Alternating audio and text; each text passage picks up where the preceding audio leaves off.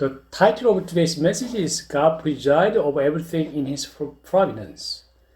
1 Samuel chapter 6 verse 1 says that, Now the ark of the Lord had been in the country of Philistine 7 months, and the Philistine called for the priests and the diviners, saying, What shall we do with the ark of the Lord? Tell us how we shall send it to its place. Now therefore take and prepare a new cart, and 2 milch cows, on which there has never been a yoke, and hitch the cows to the cart, and take the calves home away from them. Take the ark of the Lord and place it on the cart, and put the articles of gold which you return to him as a gift offering in a box by its side.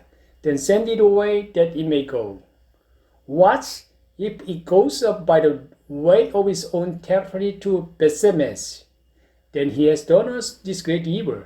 But if not, then we know that it was not his hand that struck us. It happened to us by chance. And the cows took the straight way in the direction of Bestows. They went along the highway, lowing as they went, and they did not turn aside to the right or to the left. And the lords of the Philistines followed them to the border of Bestows. The cart came into the field of Joshua, the Benjamite, and stood there where there was a large stone. We must realize the following through Eli the priest. How important is the father's responsibility in the home? Because Eli the priest did not nurture his sons by the word of God, a great disaster happened throughout the whole of Israel. Eli was the supreme leader of Israel as the judge and the king and the priest. But God said that the sons of Eli were worthless men. They did not know the Lord. 1 Samuel chapter 2 verse 12 says that now the sons of Eli were worthless men. They did not know the Lord, and the custom of the priest is the people. When any man was offering a sacrifice, the priest's servant would come while the meat was boiling with a 3-pronged fork in his hand. Then he would thrust it into the pan, or kettle, or cauldron, or pot. All that the fork brought up, the priest would take for himself. Thus they did in Shiloh to all the Israelites who came there. Also before they burned the fat, the priest's servant would come and say to the man who was sacrificing, Give the priest meat for roasting, as he will not take boiled meat from you, only raw.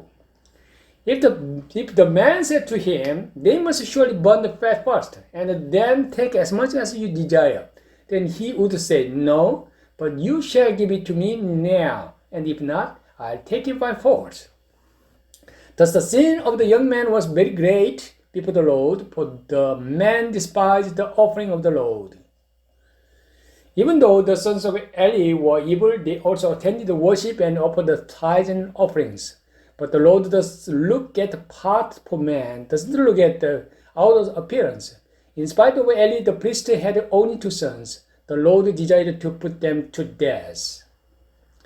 1 Samuel chapter 2 verse 12 says that, Now Eli was very old, and he heard all that his sons were doing to all Israel, and how they lay with the women who served at the doorway of the tent of the meeting. He said to them, Why do you do such things, the evil things that I hear from all these people? No, my sons, for the report is not good, which I heard the Lord's people circulating. If one man sins against another, God will mediate for him. But if man sins against the Lord, who can intercede for him? But they would not listen to the voice of their father, for the Lord desired to put them to death. And God appeared for the 3rd time. God told to the young prophet Samuel that the fate of the future of Israel and the future of the house of the priest Eli. Eli knew that Samuel received God's revelation. So Eli called Samuel and said, What is the word that God spoke to you? Please do not hide it from me. Samuel told Eli everything, and he hid nothing from him. 1 Samuel chapter 2 verse 30 says that, Behold, the days are coming when I will break your strength and the strength of your father's house, so that there will not be an old man in your house.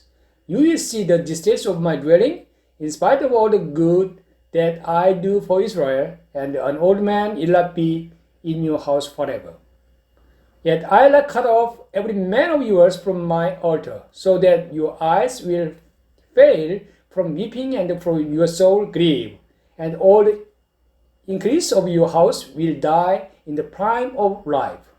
This will be the sign to you which will come concerning your two sons, Hophni and Phinehas. On the same day, both of them will die. An old man will not be in Eli's house forever means all Eli's descendants will die young. God has sworn to the house of Eli that the iniquity of Eli's house shall not be atoned for sacrifice or offering forever.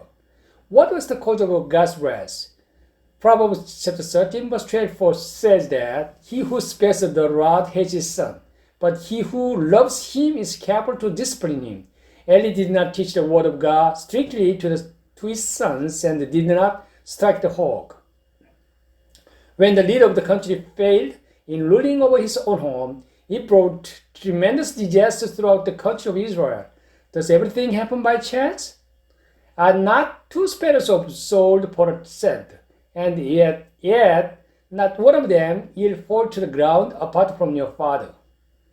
It is no coincidence that our bodies are sick and our children are unhappy and the business are unworthy.